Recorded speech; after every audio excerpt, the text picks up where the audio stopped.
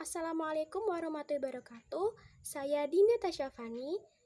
Saya dari kelompok 3, Aksya B3, yang membahas tentang profesi dan profesional. Di sini saya akan menjawab beberapa pertanyaan yang sudah diajukan oleh kelompok penanya wajib. Penanya wajibnya adalah rekan saya, Vita Dia Sukmawati.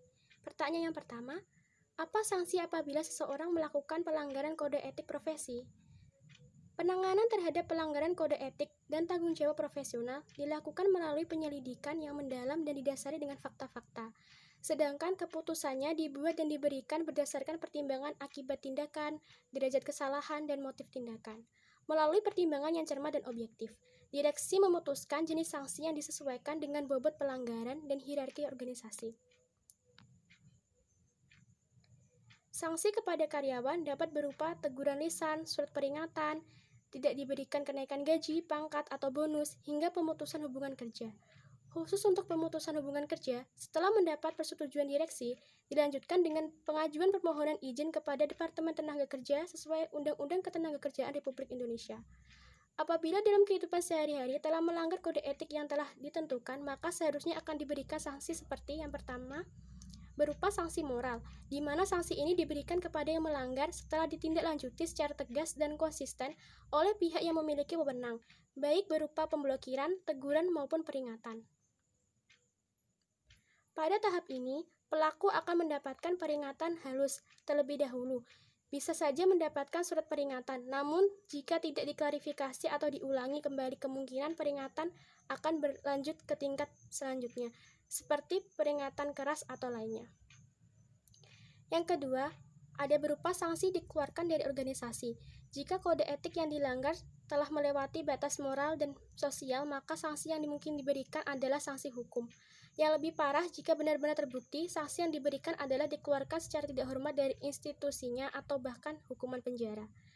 Kasus pelanggaran kode etik akan ditindak dan dinilai oleh suatu dewan kehormatan atau komisi yang dibentuk secara khusus di suatu organisasi untuk keputusan selanjutnya. Pertanyaan yang kedua, salah satu prinsip profesional adalah kerahasiaan, di mana tidak diperbolehkan menyebarkan informasi yang diperolehnya. Nah, apabila dalam kondisi darurat yang mengharuskan untuk memberikan informasi tersebut, apakah informasi tersebut boleh diberikan ataukah tetap pada prinsip profesional? Diperbolehkan jika dalam situasi-situasi yang memungkinkan mengharuskan orang tersebut untuk mengungkapkan informasi yang bersifat rahasia, atau ketika pengungkapan tersebut dianggap tepat, misalnya pengungkapan yang diperbolehkan oleh hukum dan disetujui oleh klien atau pemberi kerja.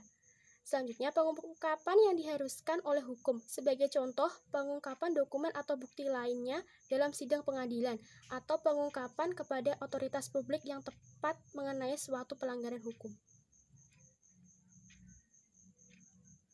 Selanjutnya, pengungkapan yang terkait dengan kewajiban profesional untuk mengungkapkan selama tidak dilarang oleh ketentuan hukum, seperti dalam mematuhi pelaksanaan penelaahan mutu yang dilakukan oleh organisasi profesi atau regulator, dalam menjawab pertanyaan atau investigasi yang dilakukan oleh organisasi profesi atau regulator, dalam melindungi kepentingan profesional praktisi dalam sidang pengadilan, dalam mematuhi standar profesi dan kode etik profesi yang berlaku. Dalam memutuskan untuk mengungkapkan informasi yang bersifat rahasia, setiap praktisi harus mempertimbangkan hal sebagai berikut. Yang pertama, dirugikan atau tidaknya kepentingan semua pihak, termasuk pihak ketiga, jika klien atau pemberi kerja mengizinkan pengungkapan informasi oleh praktisi. Selanjutnya, diketahui atau tidaknya dan didukung tidaknya semua informasi yang relevan. Ketika fakta atau kesimpulan tidak didukung bukti, atau ketika informasi tidak lengkap, pertimbangan profesional harus digunakan untuk menentukan jenis pengungkapan yang harus dilakukan. Selanjutnya, jenis komunikasi yang diharapkan dan pihak yang dituju. Setiap praktisi harus memastikan tepat tidaknya pihak yang dituju dalam komunikasi tersebut. Terima kasih banyak atas perhatiannya. Kurang lebihnya mohon dimaafkan. Billahi taufiq wal hidayah. Wassalamualaikum warahmatullahi wabarakatuh.